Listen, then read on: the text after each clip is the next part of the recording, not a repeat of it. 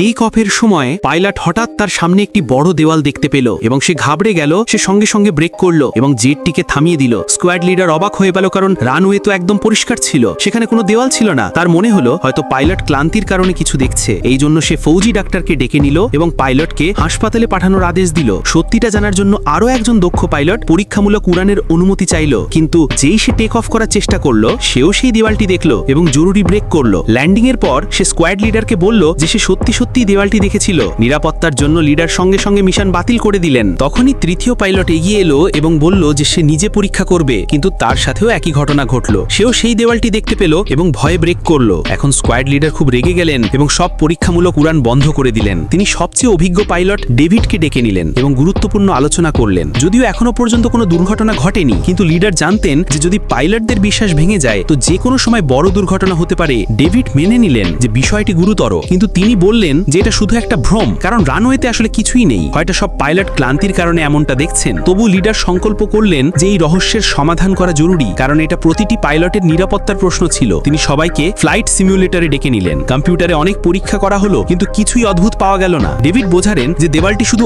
আসল উড়ানের সময় দেখা যায়, সিমুলেটরে কখনোই নয়। তিনি আসল এয়ারফিল্ডে গিয়ে পরীক্ষা করার দাবি করলেন। তারা সবাই সেখানে পৌঁছালেন। ডেভিড সঙ্গে সঙ্গে ককপিটে বসে গেলেন। লিডারের ভয় ছিল যে তিনি বেশি ক্লান্ত আছেন এবং কোনো ভুল না করে দেন। ডেভিড ফাইটার জেট স্টার্ট করলেন এবং টেক অফের আগে আকাশের দিকে তাকালেন।